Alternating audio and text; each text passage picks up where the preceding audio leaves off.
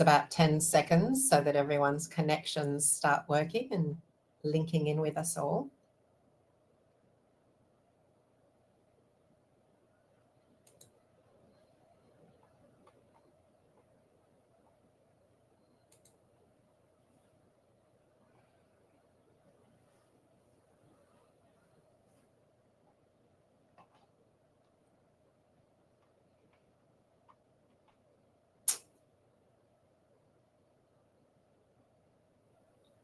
Okay, hopefully everyone can hear me and can see the screen with the Wellbeing, Health and Youth image. I'm going to count 5 more seconds to myself and then I'll get started.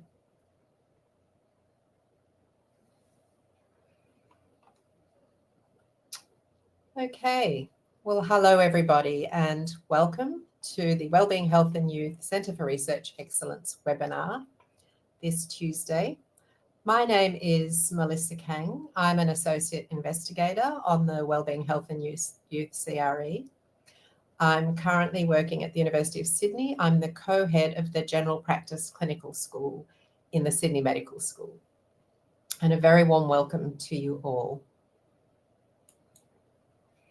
I'd like to acknowledge the funding support of the NHMRC and the contributions of all these research partners in universities across Australia who support WHNY and this webinar series.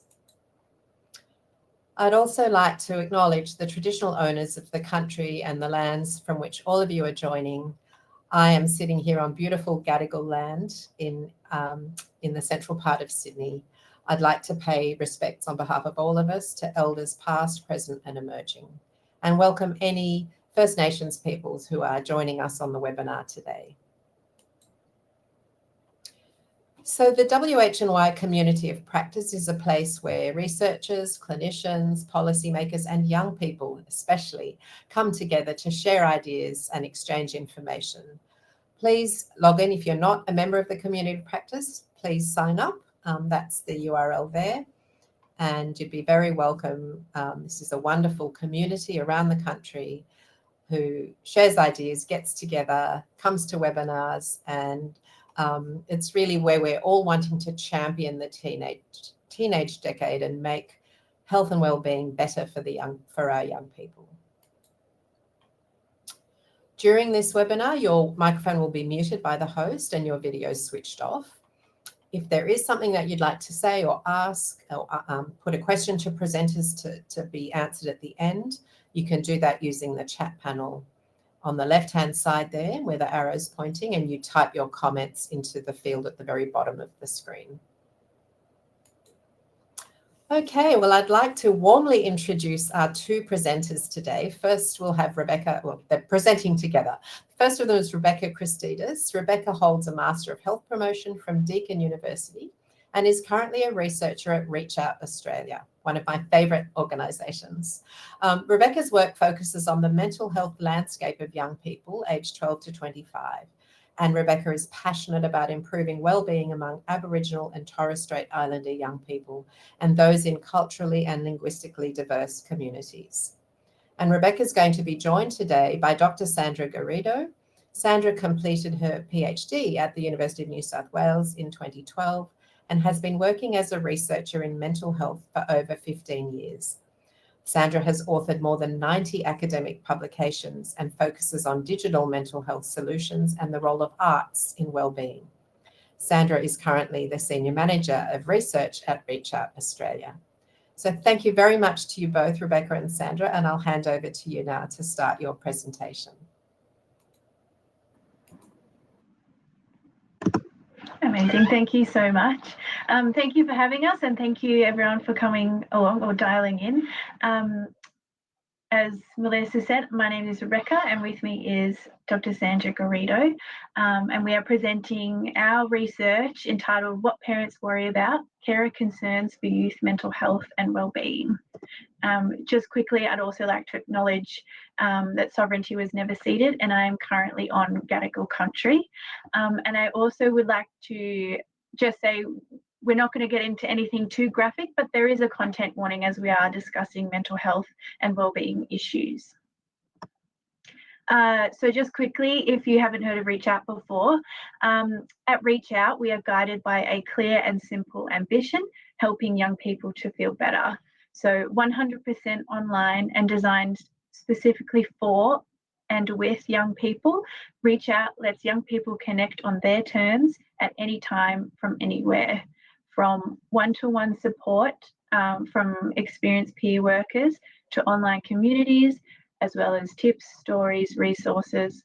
ReachOut offers a wide range of support options that allow young people to engage in the ways they want to, when they want to. We also have a parent service for parents and carers of young people, as well as a school service. And just to add as well, we will be launching our full report for this research tomorrow. So if you are interested in attending another webinar, you can scan and fill in your details there. So just a bit of background and context as to why we undertook this research. So as it says up there, 40% of young people aged 16 to 24 years experienced mental health difficulties in 2020 to 2021, the highest rate of any other age group. And we also know that mental health literacy of caregivers is influential in help-seeking behaviour, and we obviously know that parents and carers are pivotal in help-seeking behaviour of their young people. I'd also add we did this work off the back of a youth issues study as well. So we've got some comparisons throughout the presentation as well to compare results.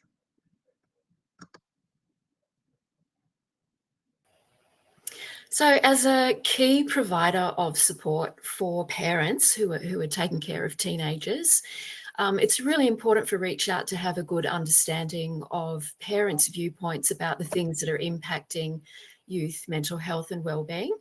And so the purpose of this study that we're reporting to you today, and the report that we are launching in full tomorrow, was to answer these research questions. We wanted to find out what are the key things that parents and carers are concerned about regarding their young people. We also wanted to know to what extent parents and carers feel like they're already equipped to deal with some of those issues, and what additional supports they think would be useful to help them feel more equipped. And to do this, we put out a survey collecting qualitative and quantitative data. So we sent out a survey via socials, a panel as well, and paid advertising to recruit 631 parents and carers who reported they cared for a total of 921 young people between 12 and 18 years of age. We also had, within that cohort, 12% of respondents said that they cared for at least one First Nations young person, and 9% of the cohort identified as Aboriginal or Torres Strait Islander themselves. We had quite a good spread across the cohort as well. We heard from a wide range of parents and carers and family types. And we also had a good distribution across Australian states and territories, as well as remoteness as well. So the results, what issues are parents and carers most concerned about? In this survey, we gave caregivers a huge long list of potential issues guided by the literature. A huge long list, and said, what are you concerned about? Tick as many as you like. And then from there, we asked them to select a top 5 that were most concerning to them. So I think on average, we had parents and carers selecting about 7 issues each. And then the top 4 issues I'll go through in the next slides. So mental health is most concerning, which again is not a surprise, but half the cohort said that the mental health of their young person was of concern to them, and then 39% of the cohort said it was a most concerning issue. We also gave parents and carers the opportunity to tell us what is it about these issues that concern you, and depression and anxiety were among the most frequently mentioned. We also had mention of barriers to accessing professional help, and caregivers being turned away from help because their young person wasn't at crisis level. And I've just included a quote up there as well, just demonstrating the impact that the wellbeing can have not only on one sibling, but of course the rest of the family as well.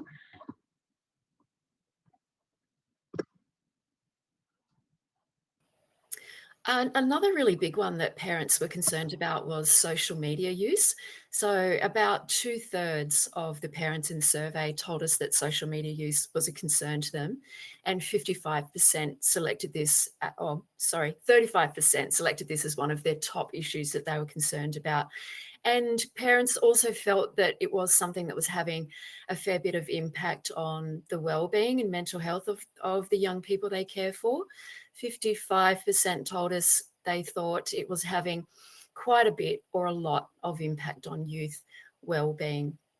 And this is quite interesting because Rebecca mentioned the youth issues study that we conducted in 2022. And only 4% of young people actually said that social media was a concern to them. So there's quite a bit of difference here in the amount of concern that parents have about social media and the amount of concern that young people have. In fact, young people in our youth issues survey were telling us that they were actually using social media as a way to cope with some of the bigger concerns that they had, such as cost of living and study stress and things like that. So we also collected qualitative data about where parents could explain to us more about what it was specifically about this issue that they were concerned about.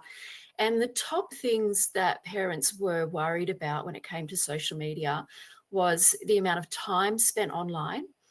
And they described that as being of concern to them because they felt that it was taking away from other things that young people should be doing, such as developing the type of social skills that they would need in the real world, as parents put it, as opposed to online.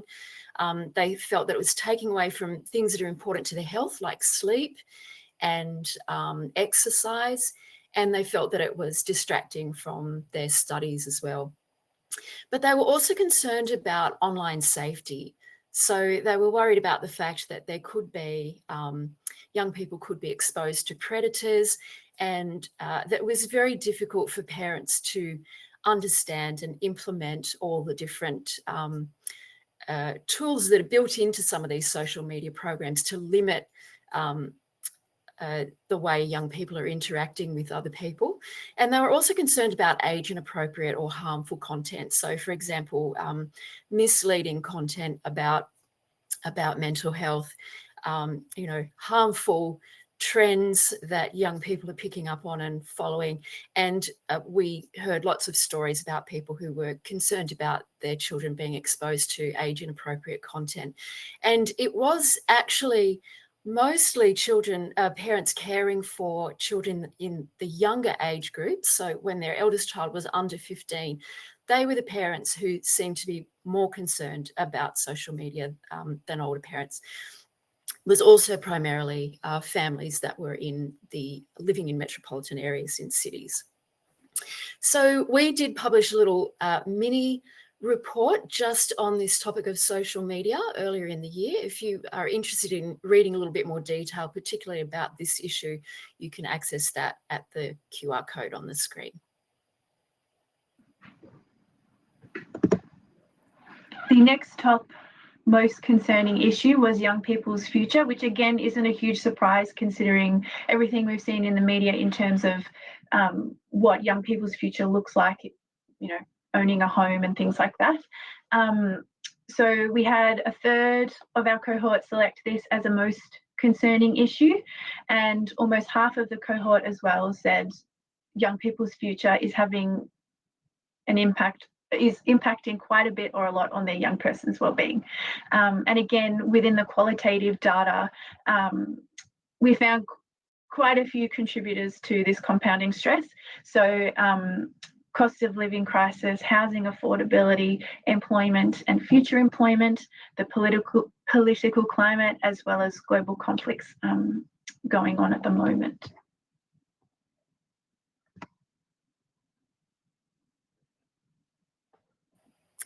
And the fourth issue that parents seem to find most concerning was school stress, or the stress that young people are experiencing in relation to exams and studying and other things related to school. So 52% said that that was of concern to them. And it was particularly of concern to Aboriginal and Torres Strait Islanders. I think that this was one of the top issues that came up for those families in particular. So over 2/3 of Aboriginal and Torres Strait Islander parents were concerned about school and study stress and their impact on young people. Only 1% said that this had no impact on their young person's well-being. It was also particularly of concern to those living in regional and remote areas compared to people living in cities. And one of the related issues that came up there was the issue of school refusal, which was particularly of concern to people in regional and remote areas. But it was interesting that this issue also, of course, tied in with the previous one about young people being concerned about their future and parents being concerned about their futures, because of the fact that often what young people were worried about is if they didn't do well at school, that would of course impact their capacity to get a good job and provide for their families and have a good life in the future. So a lot of the most concerning issues were really quite interconnected, it seemed. So in particular, some of the things that parents mentioned in the qualitative data in relation to school stress, or some of the things that seem to compound their stress around school, one was loneliness.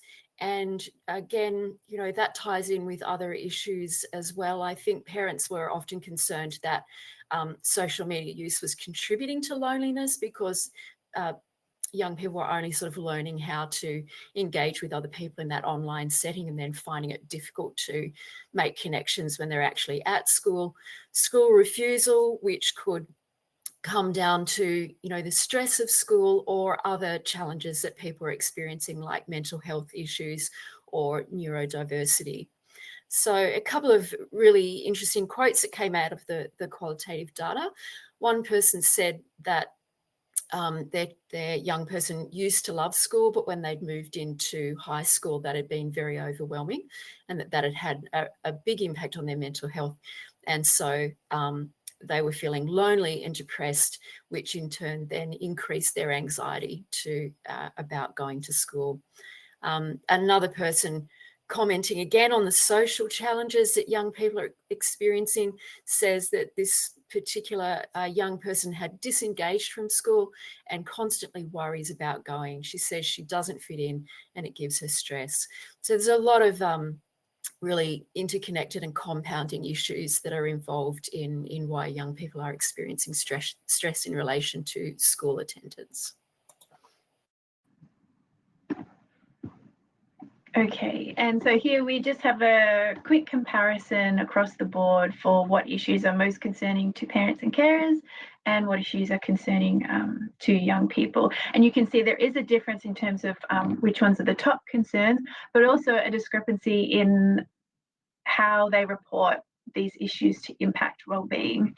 So yeah, you can see that their future, feeling down and anxious, on the far right column underneath the youth issues results, all these issues are having a moderate or major impact on wellbeing compared to where parents and carers have said, I think it's having an impact on their wellbeing. And so here in this next section, I'll just go through some quick other trends. They weren't the most concerning, but we obviously did find different trends across different issues. So internet and gaming was found to be of more concern for parents of younger adolescents, as you can see, with 2/3 66% of parents whose eldest child was under the age of 15 selected internet use, and similarly for gaming. As well, gaming was found to have an impact on wellbeing, as 76% reported an impact of quite a bit or a lot on their young person's wellbeing. And again, loneliness, friendships and bullying seem to be of more concern for those in regional or remote areas, as well as loneliness being of more concern for single parent families compared to two-parent families. All right, family issues. One of the other, I guess, categories of issues that parents selected had to do with family wellbeing. So some of the things that parents were concerned about there, you can see in the pink box on the right. They were concerned about their connection with the young person that they care for and the level of communication that they had between them. But there were also some bigger concerns that people selected, such as changes in the family, like death or divorce, and domestic violence. And while these last two weren't selected by that many families, they, affected a small proportion of families. These were actually the issues that had the greatest impact on wellbeing, which is understandable. So 91% of parents and carers who selected domestic violence, for example, said that this was having quite a bit or a lot of impact on their young people's wellbeing. And of course, understandably as well, these sorts of changes in the family were having a proportionally greater effect on single parent families than in traditional two-parent families. And one participant, interesting quote from them, just describing the fact that their family had been dealing with family violence, and a little bit more context for that quote. They had actually left the situation. The children were being cared for by other family members, but they were describing the fact that this was going to impact the entire family for quite a long time to come. Another theme, I guess, throughout the issues was the topic of health and lifestyle. So 79% of those who selected lifestyle habits, for example, sleep, diet, exercise, said it was impacting their young person's wellbeing quite a bit or a lot. We also found that First Nations parents and carers selected lifestyle habits as a top concern. And then identity development presents unique parenting challenges. So we found that, again, even though it wasn't sexual and gender identity wasn't selected the most frequently, it was found that this was one of the issues that had the most impact on wellbeing. And then another identity related issue involves connection to country. So we found that it was more likely to be a top concern for families who spoke another language other than English at home. And again, I've just put in a quote there that I think is really nice and just speaks to, I guess, the modern parenting challenges of today. Parents want to be able to support their young people, but they're just not entirely sure of how to do this.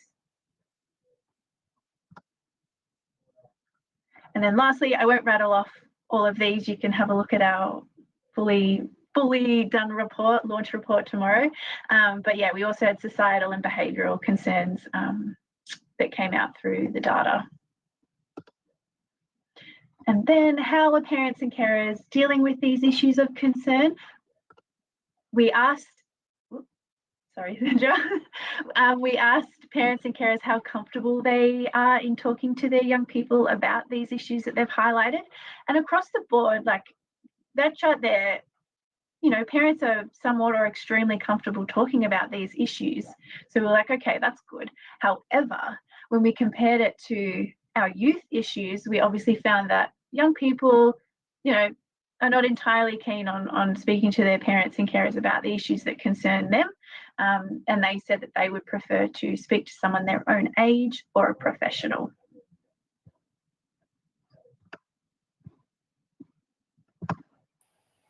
In terms of where parents turn for information and support, interestingly, they're more likely to seek, I guess, informal avenues of support. So turning to friends and other parents, that was the most frequently selected option, or going to the internet.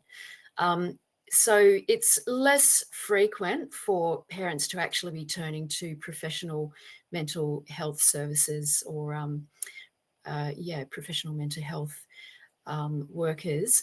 If they do turn to somebody with mental health expertise, it often tends to be somebody at the school, more often than other options. So that's kind of really important information for an organisation like ReachOut because we do provide fully digital services that people can access via the internet. So really useful to know that is a key way that parents are getting support.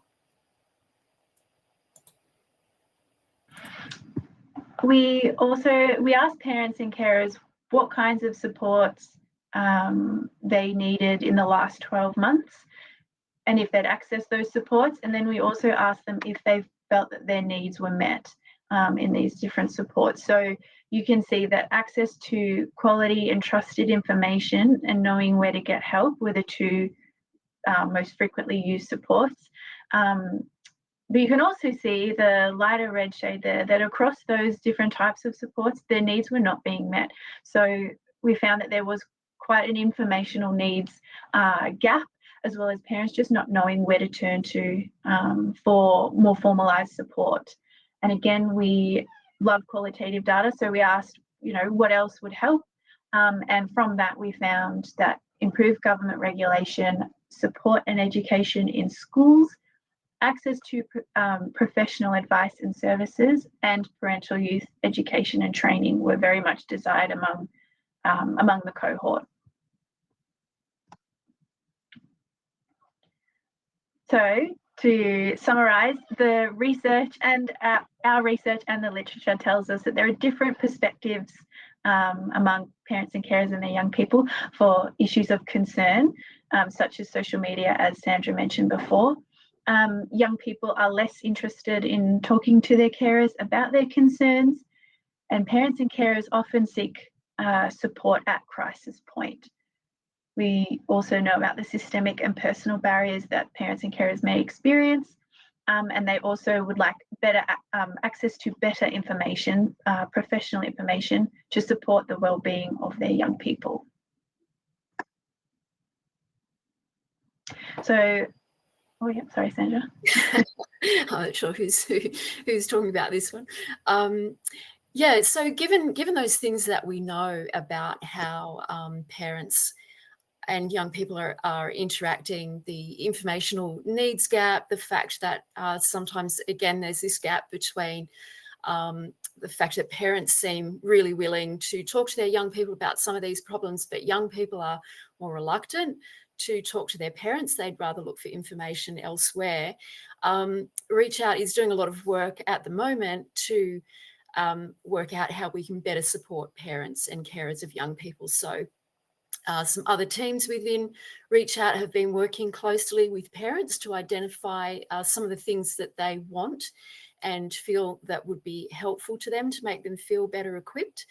And I guess to help address some of the unique sector challenges that we have in reaching parents that Beck mentioned earlier, the fact that often we've found in our services that parents tend to be less likely to seek help until they actually reach crisis point.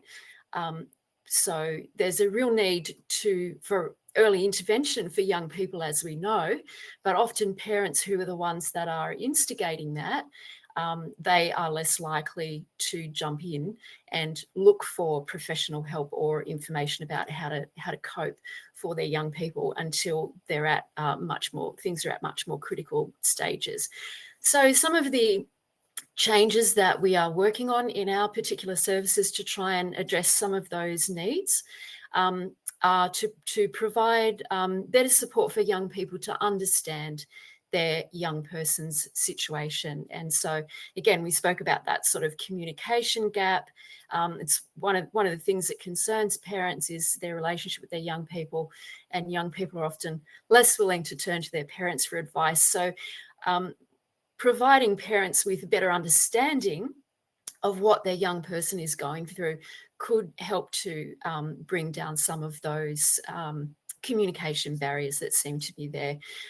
Also helping parents to better understand how they can take action to support their young people, where they can get expert information, and we will be providing further access to expert advice within our platforms as well, and what they can do to support their own wellbeing, because obviously that's very important for parents to be able to keep on supporting their young person.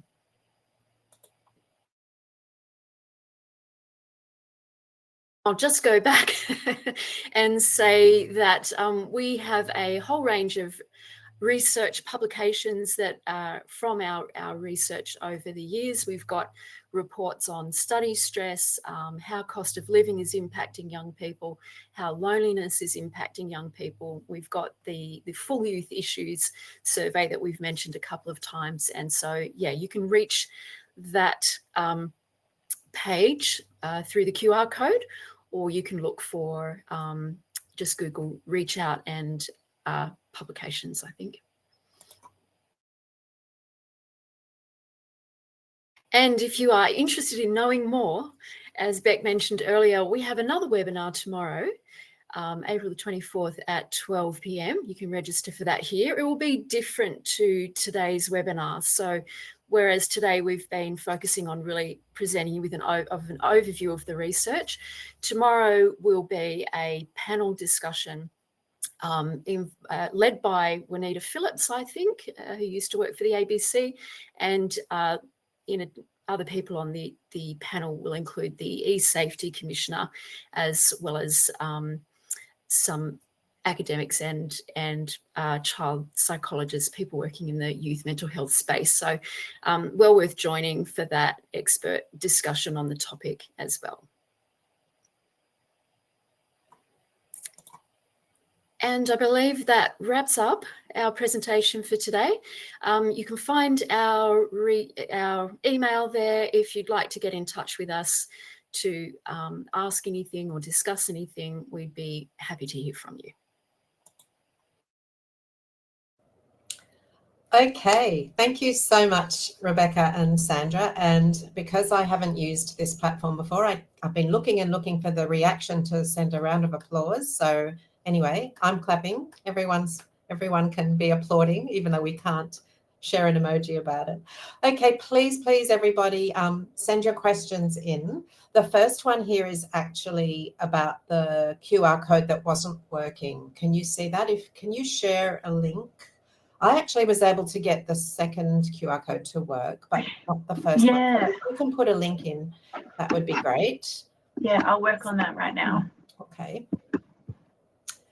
All right. Look, while we're waiting for people to put in their questions, I've got a couple. I've got several actually. It was very thought-provoking.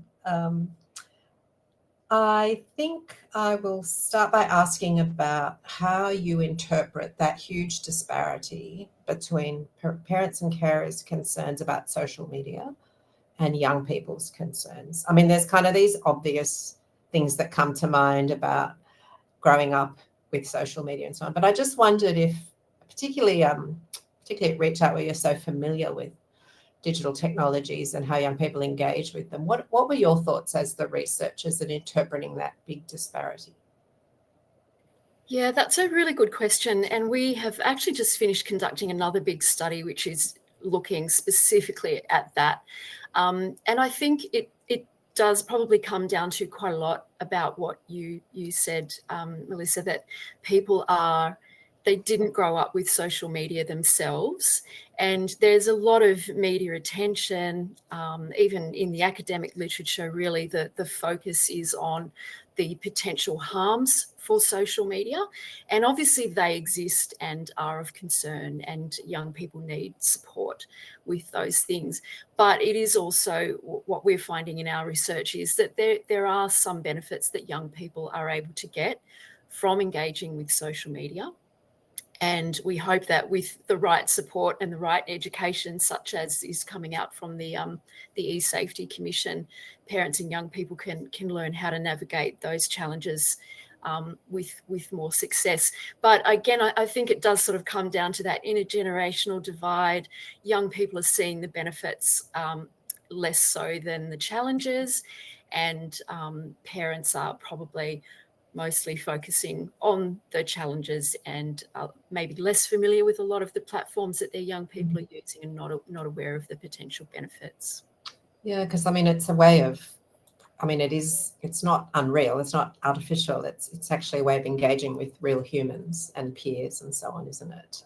I mean, as a parent who was pre even smartphones when my kids were young, it's completely foreign to me. I kind of think, I mean, I do have social media pages, but, you know, I think the extent with which young people are kind of integrate all parts of their lives with social media, online communications, and you know, in real life or face to face is just part of everyday life now.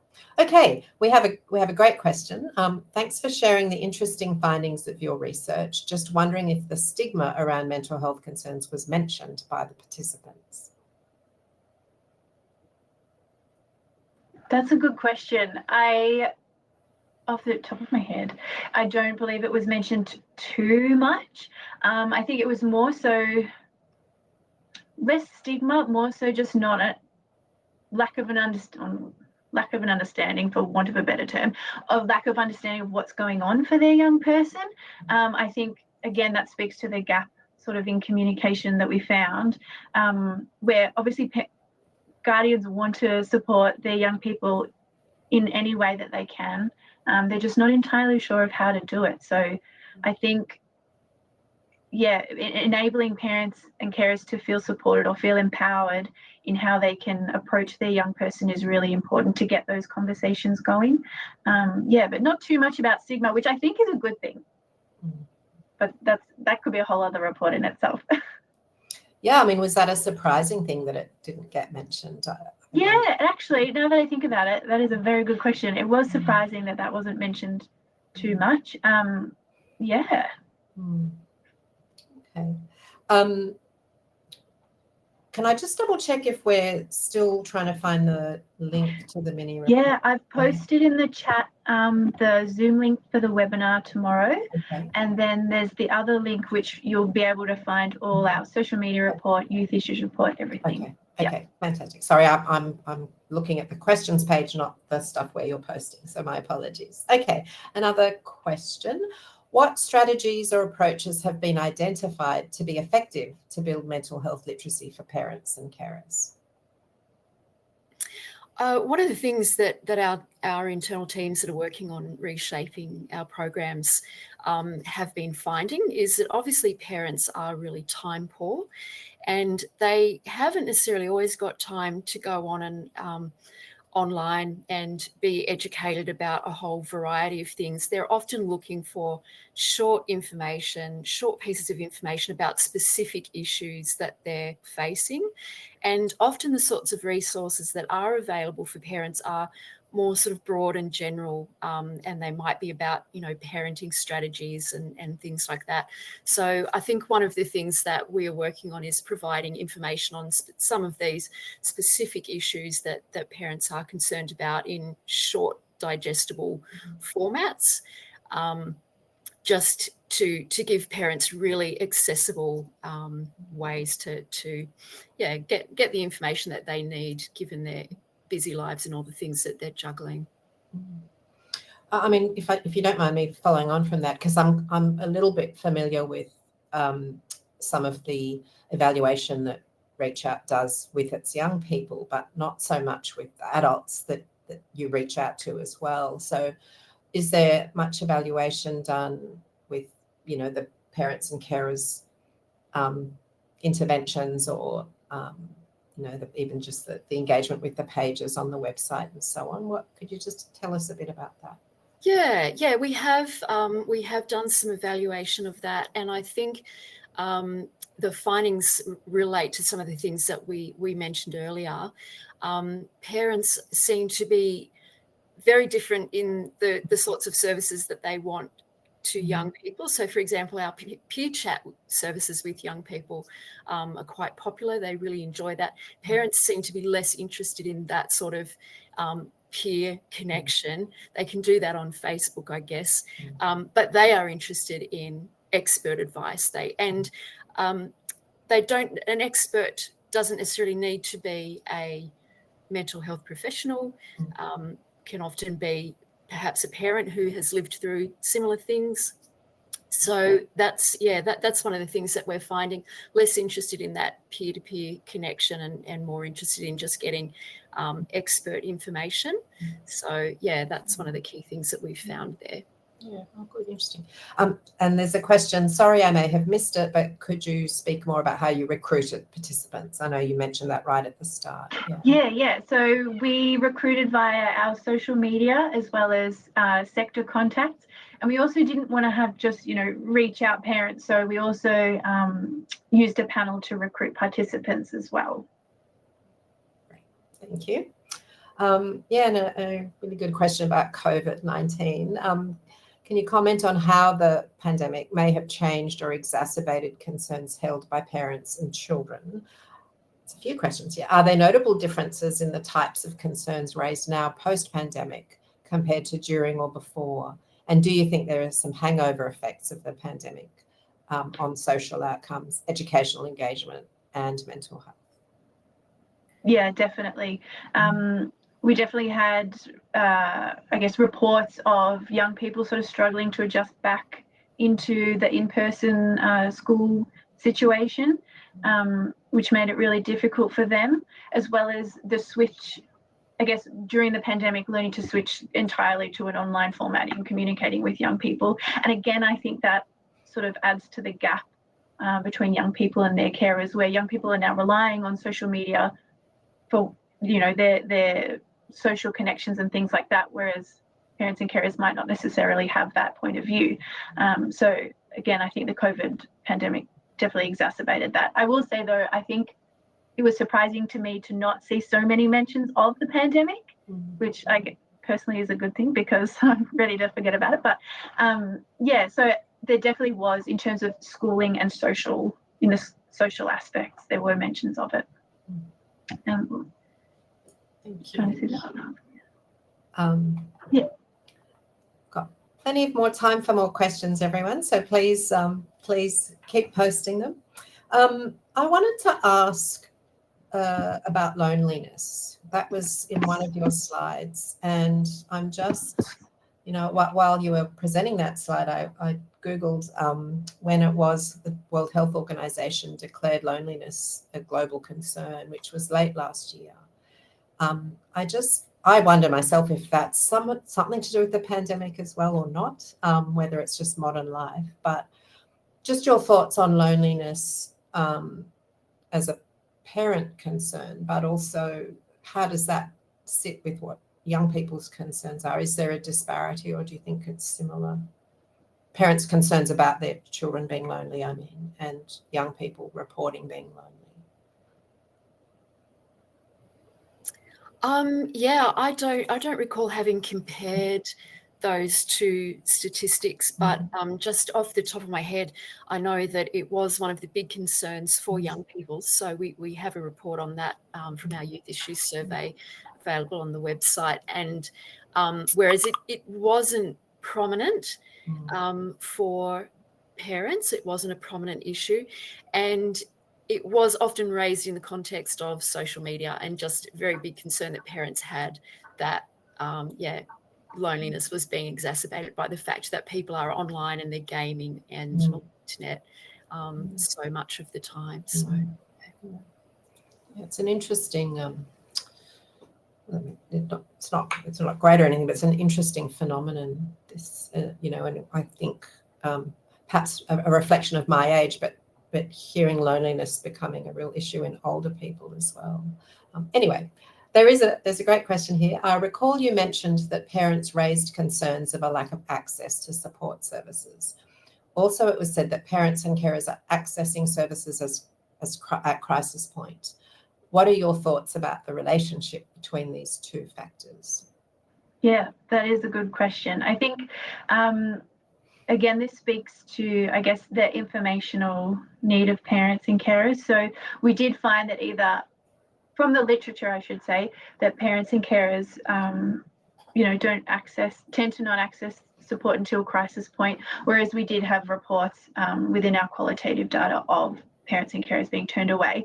However, I think it speaks a lot to mental health literacy and being able to understand what's going on for young people prior to outward symptoms being shown. So, and I know that is quite a tricky concept to grasp, but knowing, I guess, when is a good time to seek help? Like, it doesn't have to be when my young person is completely withdrawn or whatever the situation may be. But I think it just speaks to, like I said, the mental health literacy, as well as understanding the young person and the communication. There's so many parts to it.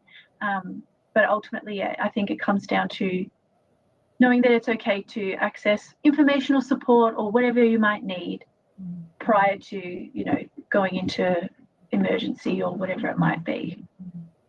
I just have a bit of, I've wondered this myself, but working with vulnerable and marginalised and disadvantaged young people for all of my career, but also doing research on healthcare access with young people from different priority populations.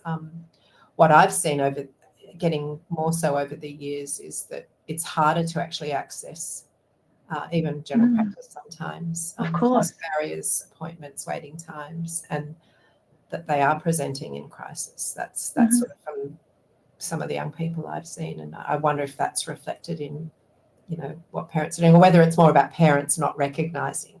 I think the young people recognise that they have issues, but they can't access, or they're reluctant to access care. Whereas perhaps for parents, it might be a lack of, appreciating that something is going on or that it's time to do something. It's just a thought. No, for sure. And I definitely don't want to, I guess, put the onus on parents or downgrade in any way. But I think with our sort of parents research that we still have going on as well, we are working with parents and carers to find out what it is that would be most effective and would be most helpful in the situations where they're not sure about what's going on for their young person, or seems a little bit withdrawn. The idea being that we would love to be able to provide support as early as possible, to avoid the crisis that they may experience. And again, obviously the systemic barriers to seeking any health support is just another level. But we definitely want to provide parents with empowering information and support to help them understand what's going on for their young person. Yeah, great. Some of the other things that have been coming up in our more recent conversations with parents as well is the fact that, so much of the, I guess, the narrative that we hear in the media often about teenagers that are struggling almost puts the blame at the parents' doorstep. And so often there's a reluctance for parents to seek help elsewhere because there's a feeling that they will be to blame, that they're to blame. And so often parents, it seems, are sort of trying to deal with things a lot on their own in isolation, which perhaps explains why they're more often turning to the internet, as sources of information. It's something, as for young people, it's something that they can access anonymously, and can try to find the information that they need without having to share their concerns with anybody else. Yeah, it's a really good point. It's stigmatizing for a young person to think they might have a mental health problem, but it's really stigmatizing as well for parents who might feel that they've failed their child somehow. Okay, another question. I'm wondering, thank you for the presentation. I'm wondering if there were any findings or concerns around young people who are in caring roles themselves. For example, those who may be supporting a sibling or another parent with disability, mental ill health, alcohol or other drug dependence, etc. I don't think that there was. Correct me if I'm wrong, Rebecca. I can't recall any of that. Yeah, particularly not in this study, which was mostly about parents. But yeah, even in our youth issues, I don't recall anything about that. But that's a really interesting point to look at. I also did notice a question from somebody earlier that I'm not sure if we addressed, which was about whether there are any differences between foster and kinship care responses.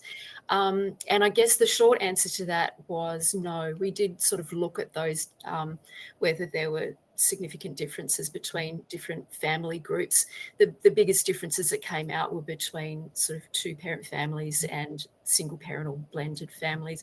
We didn't have as many responses from those, less common family compositions. So. Apologies for missing that. I'm on a different question screen here. So if there's any others I'm missing, I'll ask Sharon to put them in the question box for me. I had a question about one of your slides, where the parents had checked that they wanted improved government regulation as a solution to something. Was that to do with social media, or what was that about? I didn't quite understand. Yeah, that was mostly in relation to their concerns about social media. Yeah. Okay. Absolutely. Yeah, that was from the qualitative data. Yeah, right. I see. Okay. Yes, I guess that's an ongoing kind of discourse and debate, isn't it? More or less, or different, or yeah. I mean, can I ask what ReachOut generally, like what is the thought about government regulation and, I guess anything digital really, but maybe social media in particular? Yes. Well, look, I don't know that we have a thought. We're really interested at the moment, I think, in that perspective that young people can obtain some important mental health benefits from being on social media and on those digital platforms. That seems to be the way young people feel, and for us at ReachOut, the perspectives of young people are what govern how we operate. Yeah.